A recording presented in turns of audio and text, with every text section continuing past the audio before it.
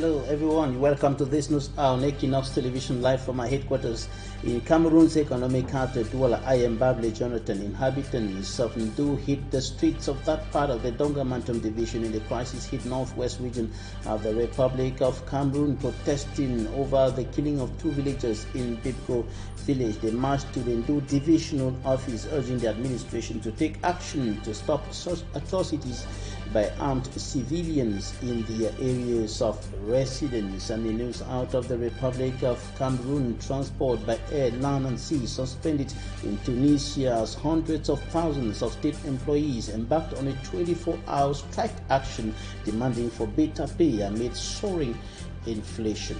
Those were our top stories.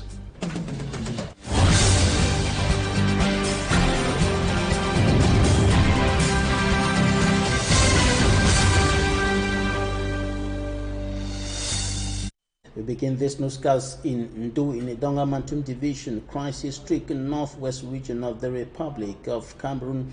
There was tension in that locality throughout the day. The people took to the streets protesting over the killing of two villagers in Bibgo, and they marched to the divisional office in Ndu, urging the administration to take action to put an end to such atrocities amid the unstable security situation prevailing there and the rest of Anglophone Cameroon for close to 6 years today as a result of the Anglophone crisis, and they're pointing accusing fingers at the administration for allegedly arming vigilante committee members who are said to be at the origin or at the center of the killing of two villagers in Bibgo. We have details with Mala Glory in this report.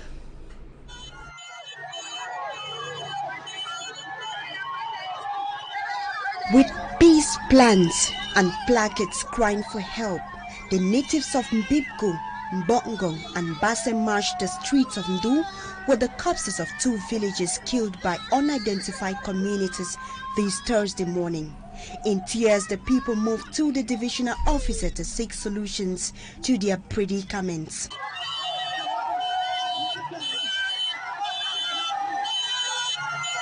Activities has been interrupted. Everything has come to a standstill as all the inhabitants came out to denounce the actions of the men of the underworld. According to the locals, the armed men were in the possession of guns and weapons. These weapons, according to them, were given to the vigilante group by the administration. It is coming less than a week after a similar accident occurred in B village, Kambe Central of the same division.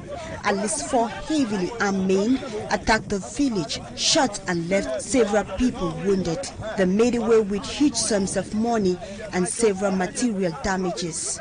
The villagers immediately intervened and one of the bandits were caught while the others are on the run. The people are calling on the administration to take quick actions to ensure that this does not happen again. The killing itself been occurring, and of course occurring within a difficult context of the Anglophone crisis sweeping across the northwest and southwest regions of the country. And the crisis has significantly brought a lot of pains, sorrow and destruction to the people of those two regions, the northwest and southwest regions of the Republic of Cameroon. And children have also been affected in a particular way, as their right to education have been violated, with hundreds of thousands of them who are out of school. And Smanji can give a report that because of the unstable security situation prevailing in those two regions, some of the pupils who were to take part in the First School Leaving Certificate 2022 session could not do so. Some had to move away from their areas of residence to be able to take part in the examination. Details in this report. To statistics from the United Nations International Children Emergency Fund, UNICEF, over 855,000 children are out of school in the southwest and northwest regions of Cameroon due to the ongoing Anglophone crisis. Even though UNICEF has continuously called on all parties involved in the crisis to protect children and their education, the call has seemingly fallen on deaf ears. This is so because pupils in Konya subdivision, Meme division of the Southwest region, were unable to sit for their first school leaving certificate examination in their center in Konya due to insecurity. It is because of insecurity. Actually, Konya is a no-go zone. Let us say the truth about it. The inspector of basic education for Konya subdivision confirmed that notwithstanding the uneasy calm, it was necessary for them to transfer the pupils to write their exams out of their zone, not just because of insecurity, but because they also lack the infrastructures. We cannot risk these children's period of going to school by saying that we must write in Konya. The infrastructures are not even there. The schools have been burnt down. So how do you put a child in an uncomfortable environment to write an exam? As a result of the uncertainty, pupils from Konya subdivision sat for their first school leaving certificate exams in Kumba, with some improvements noticed in terms of statistics. That of last year was timid, but that of 2022 is encouraging. I say so because numerically, there are more candidates who have registered this academic year than was done last year. Education, should be recalled, is a right to every child who is of school-going age, and in a crisis situation, education must remain above politics.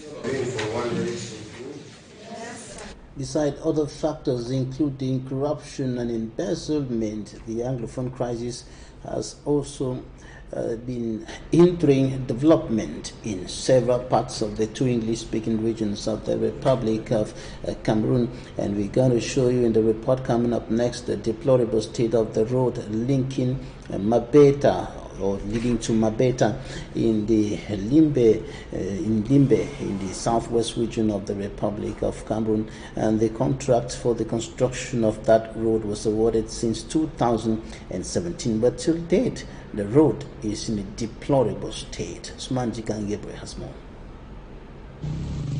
Things still remain the same, as inhabitants of Limbe 3 subdivision are still without a motorable road into some villages that make up the subdivision found in Fako division of the Southwest region.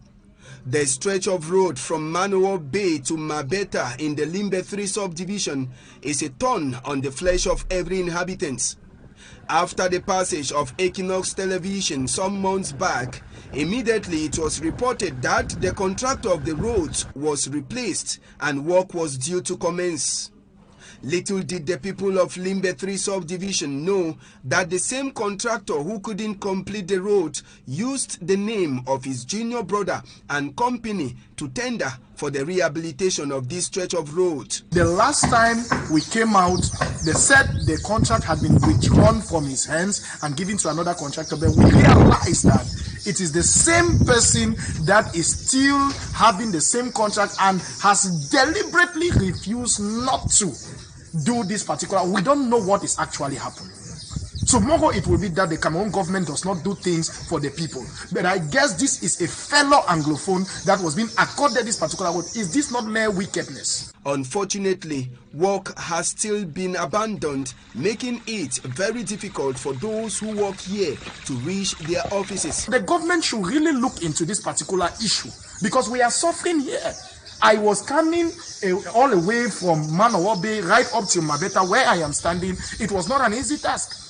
It was not an easy task. We had a lot of casualties on the road with bikes and the rest. I don't know. So I'm begging, I'm calling on the government to really be serious because this is what has been hindering the developmental aspect of this particular Limbe 3. The elites of Fako division are now asking the Minister of Public Works to look for a serious contractor that will work on the road which is leading to a UNESCO Heritage Center, the slave trade village located in Bimbia, which could develop income for the Limbe 3 Council. An unknown gunman has killed at least 8 persons in the Tamawa region of Cameroon. It is reported the young man came from a neighboring country with a war gun, or better still, a weapon with which he used to kill 8 persons, at least 8 persons. He is still on the run. Details in this report compiled by for me, Armstrong Sander. Population of Mianda, a locality on the outskirts of Yaoundé, have come out to decry the imminent destruction of their houses and pieces of land. An electrical line to lit up a part of the full subdivision is supposed to pass across Mianda. The locals are disgruntled and explain that the 225 kilovolts electrical line could pass in another area where the damages could be minimal on the people. Cette ville-là est entrée dans notre quartier par le marécage. This line got into our quarter from the highway leading to Simalen, and the 225 kilovolt meets the 90 kilovolt. The two lines could meet each other, but the people, for whatever reason, have decided to deviate the line and destroy all these houses you see over there. De dévier cette ligne à ce niveau pour qu'elle détruise toutes les maisons que vous voyez là. With billboards in their hands, the disgruntled population say a fast electrical line of about 90 kilovolt had passed through Mianda and caused huge damages with no compensation. Depuis 2019 ou 2018, nous n'avons toujours pas été indemnisés. Since 2018 and 2019, we have not been compensated. The population, you see, angered, wants to be considered. There is space in the swampy areas, and the people would lose less if the lines pass the other way.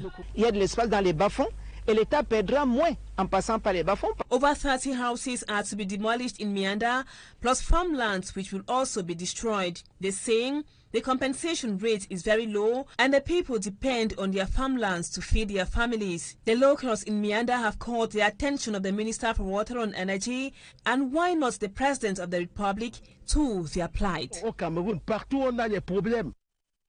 Anabila reporting a protest by some inhabitants of the central region of the Republic of Cameroon. Now back to Fomi Armstrong Sander with details on an unknown gunman who is reported to have killed at least 8 persons in the Damawa region of Cameroon. He is said to have come from a neighboring country with a war gun.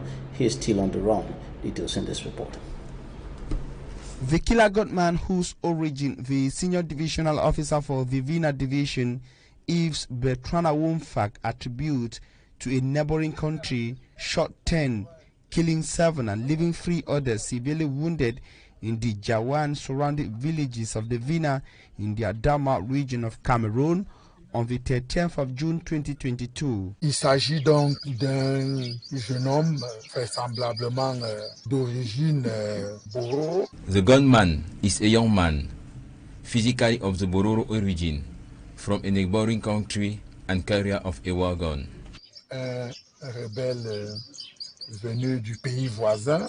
His taste for more blood and waste of human lives took him to Bela village, where he shot 4, killing 1. We equally registered 4 seriously wounded, one of whom died finally, but the remaining 3 who are seriously wounded, whose cases are critical, we have received instructions from hierarchy that these 3 people should immediately be transferred to Yaoundé.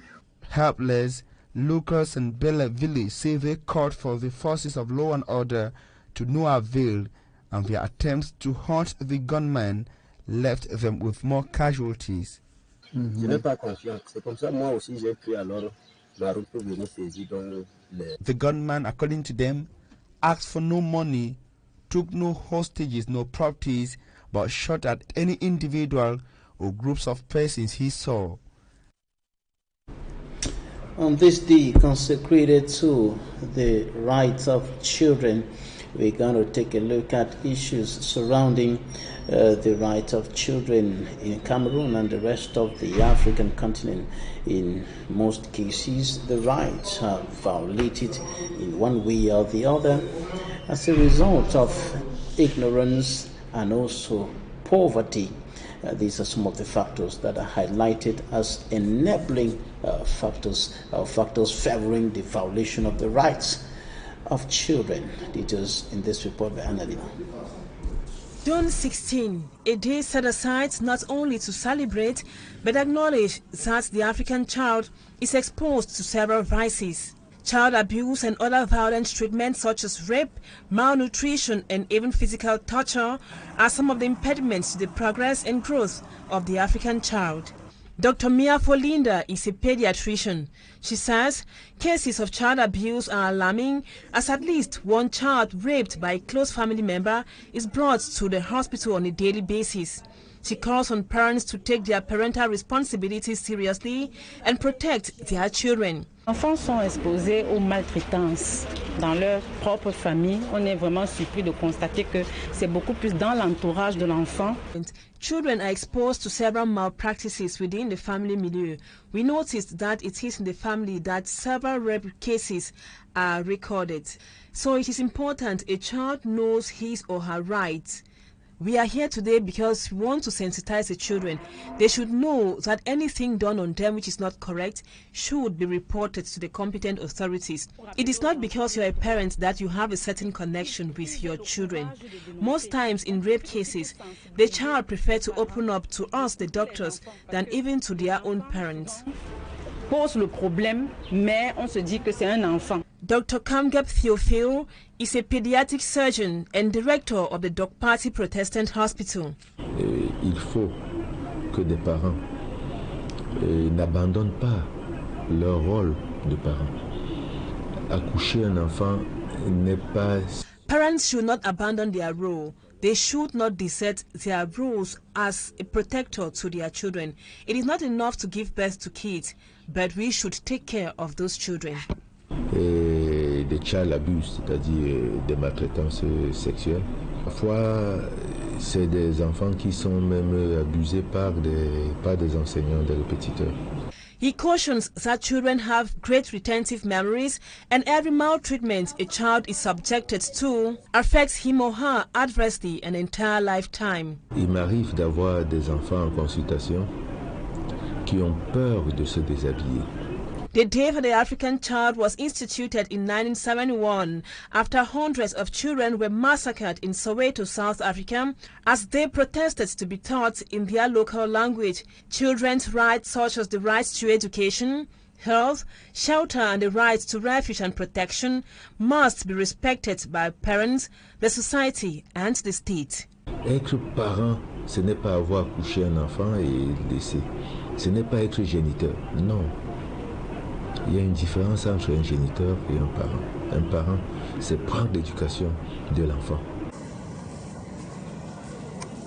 The Social Democratic Front now has new officials. The Secretary General of that party henceforth is Adeline Njongang, and other officials have also been appointed. We're talking about the 4th National Vice President, Senator Dr. Awa Madeleine, and of course the 4th Assistant National Secretary for Political Education and Training, Mr. Ndifo Richard, National Secretary for Human and People's Rights, Charlie Chikanda, and First Assistant National Secretary for Human and People's Rights, Efeti Tasha Hannah. And of course, we also talking about the Second Assistant National Secretary for Human and People's Rights, G. Ezekiel. National Legal Advisors are Honorable Mbania Bolevi and of course Barrister Payere Paul, and there are other persons who have also been appointed.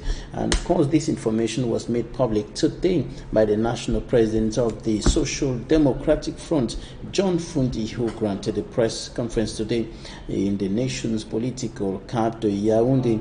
And during that press conference, the national chairman notably brought this information to the public and other issues concerning the Social Democratic Front. Now, in news out of the Republic of Cameroon, first we're taking you to Tunisia, where hundreds of thousands of protesters hit the streets today protesting over poor working conditions and low pay.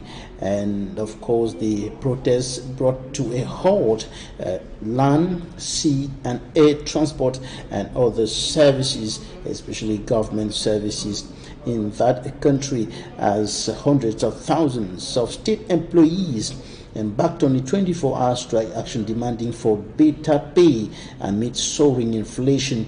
The powerful UGTT union that called the Industrial Action says that its 1 million members are observing the strike action. It is a major challenge to President Kai's side, who has been ruling by decree after suspending parliament last year. His government is proposing an austerity plan that includes a freeze on public sector wages to try to secure $4 billion loan from the International Monetary Fund. And of course, we'll be keeping you updated on the situation in Tunisia. Now, elsewhere on the African continent, Kenyan President Uhuru Kenyatta has called for the deployment of an East African force to restore security in the troubled east of the Democratic Republic of Congo. In a statement, he also called for an immediate cessation of all hostilities for all armed groups, both foreign and local, to lay down arms immediately and unconditionally amid heavy fighting in recent weeks. The East African Regional Force is to be deployed immediately to the regions of Ituri, North Kivu, and South Kivu to enforce peace in coordination with resident UN forces.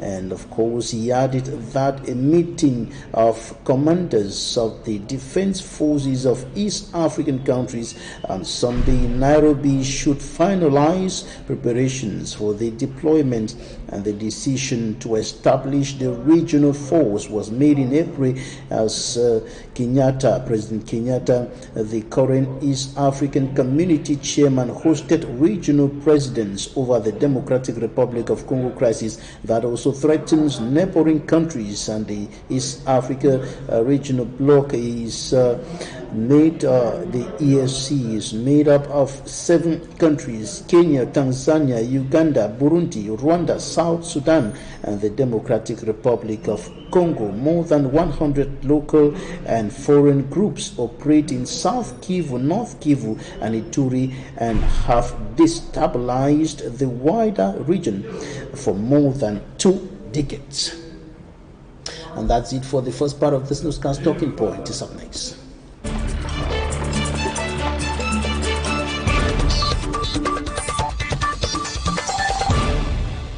Today we are receiving Tayon Elvis. He is a journalist, political analyst, member of the Cameroon Renaissance Movement, CRM political party. Tayon Elvis, welcome. Good evening, Babila. It's my pleasure marking present here today.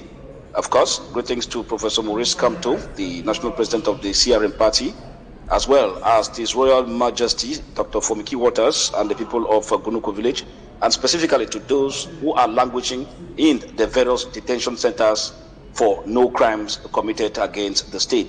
We need them to be liberated as fast as possible for the state to show that they are actually working on a good course towards justice. If not, then we will continue to live in a state of quagmire as we find ourselves in the kangaroo system now. Right, Tayon Elvis, before we proceed to talk about the protest today in Do, what's the situation of the detainees of the CRM political party who are in different incarceration centers across the country? Well, the situation is still the call for concern. Our lawyers have equally done everything they could.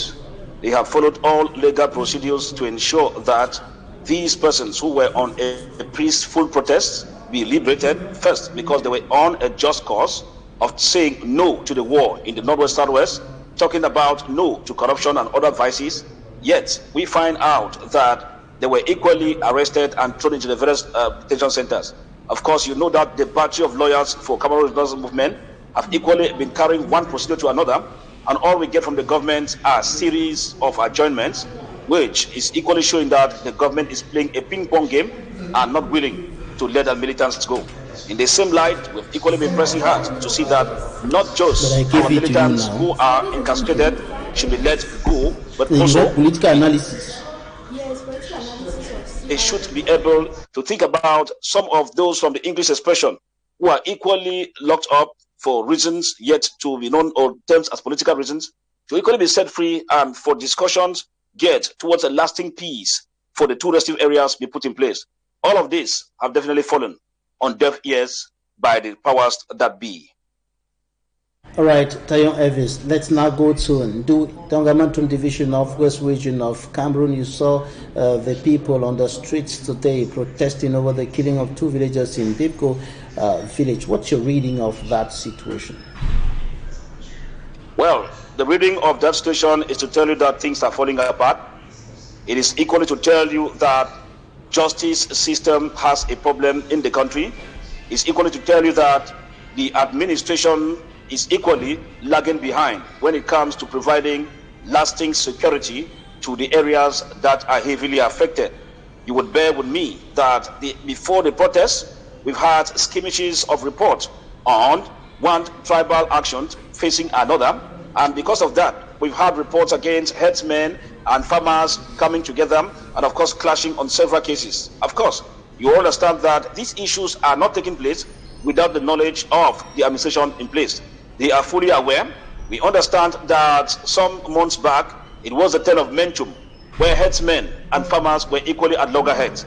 And we understand that in the initial stage of these troubles, it was but normal. It was but normal that the state was supposed to come in to put a lasting peace. Now, come to think of it, Babila, that at a point in time when the war started, first, the non-state armed actors accused the Fulani herdsmen of working in close collaboration with the security forces.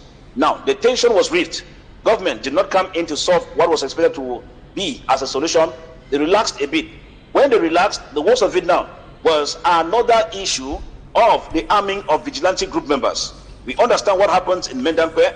We understand equally what happens around the Ngarbu, surrounded. And we also understand several other incidents around the corner where we are told that vigilante group men, equally supported by the powers that be, have been able to equally do their worst. Now, when we leave past, or we leave the security forces, or we leave total security from the hands of the security forces, and we start diverting them to the hands of some persons known as the vigilante group, especially in the context of the ongoing crisis, it doesn't speak well. So I would not be able to tell probably how far the government might really have a hand in terms of sponsoring vigilante groups as per se, but I think that if the assertion goes as per se, it can be termed as an automatic high blunder of the first order for a regime at this point in time to think that they could go as far as probably maybe arming vigilante group as per the accusation, which means that the time they are no longer there, vigilante groups will always want to settle their own scores the way they want. Now, it's the same scenario like those with the non-state armed actors, that you have some of them who equally use the guns now to settle private scores on people around the corner. So it's the same thing. If vigilante group members, as per the allegations, as per what the population is saying, shows that they were actually armed by the government, I would tell you that it is an administrative blunder of the first order that needs to be brought to book. That explains why we are yet to get a response to those accusations from the division officer of Ndu as far as the arming of vigilante committee members is concerned. But when you look at the confrontation occurring between communities in that part of the country, what do you read within the lines of the social fabrics of that community in a war situation that we have in the northwest and southwest regions? Well, the simple reading is that people are fast getting tired of the killings, which is fast becoming a daily routine, and as such, their coming out is to show how disgruntled they are. Of course, if Tamfu and co could be killed, shot around the areas around the government primary school in that locality, and the other shot in his house, pulled out of his house and shot at close range, it means that it's another call for concern.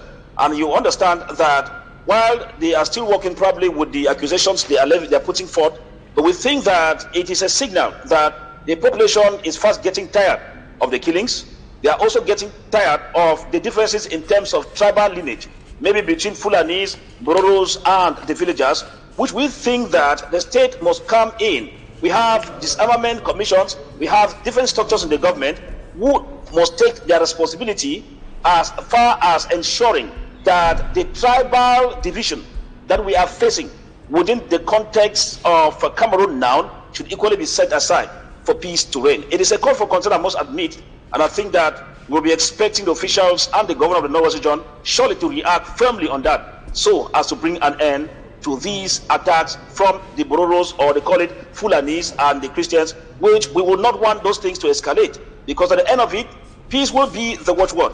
Babila, you understand that before the crisis, these persons have been living together.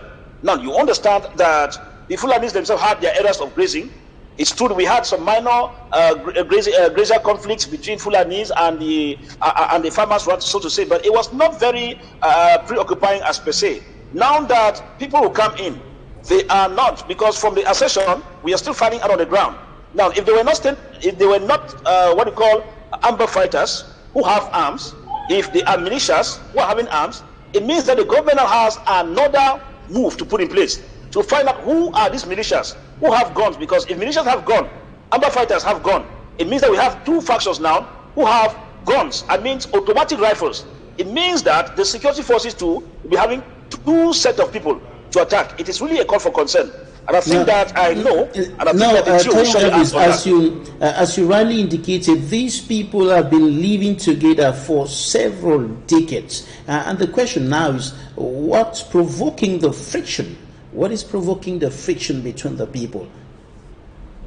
Now, I would tell you, tracing from what transpired in Menchum, what is putting in place the friction between these two groups of persons is for the simple fact that when we had the outbursts of the current crisis, first things first is that the non-state armed actors, on realizing that the security forces were always moving closer to their barracks and their camps, now they had that belief that if these moves takes security forces right to the hinterlands where they are, it means in their accession, the Fulanis or the headsmen must have been those who have been able to direct the security forces to where they are. Now, that was the first place where the accusations started. In some cases, we know that even in the Menchum division, we've had Muslim brothers who have lost their lives as a result of that accusation.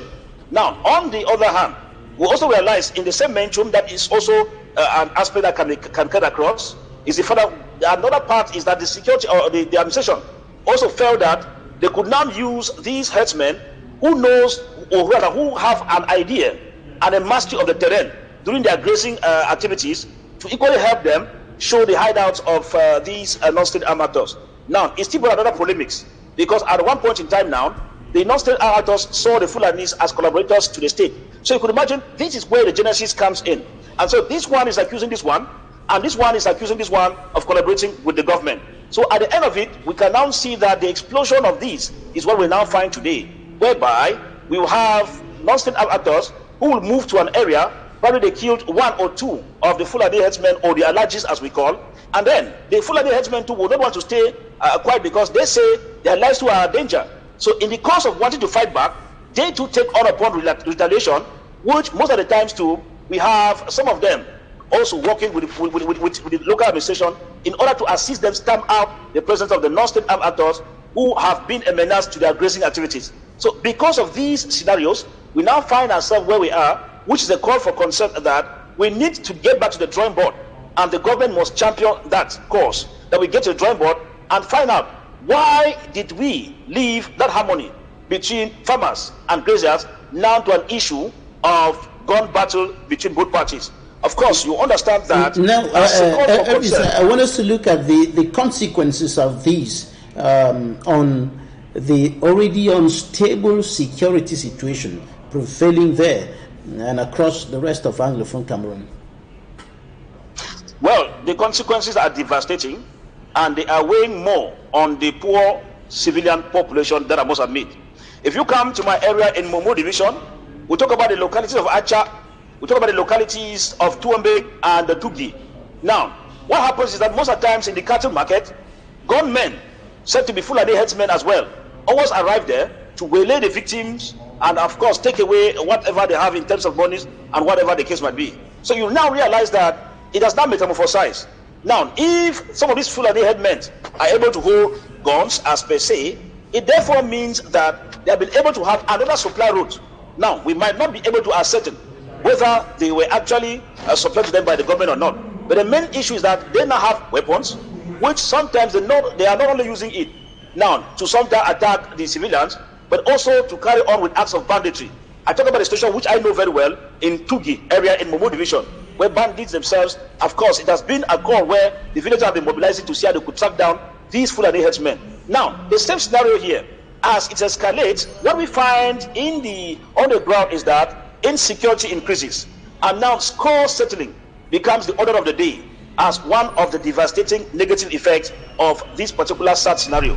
And as such, Babila, I tell you, it is a call for concern, because when someone feels uncomfortable with someone, or there's an area, or there's a problem between both parties, now they think that they can settle the scores but using a gun. Now, earlier you were talking about earlier you were talking about going back to the drawing board to provide or to look for lasting solutions. But what are the immediate actions that should be taken now to bring down the tension, to bring down the friction, and restore some peace and normalcy in those communities? Yes, we have short-term, immediate solution and mid and long-term.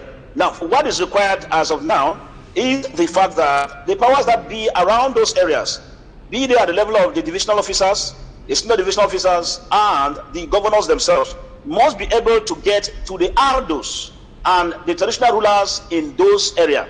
Now, if they are able to begin to have meetings with them, put together, alongside with the youths in that area, it will go a long way to pose as the first step towards resolving the problem.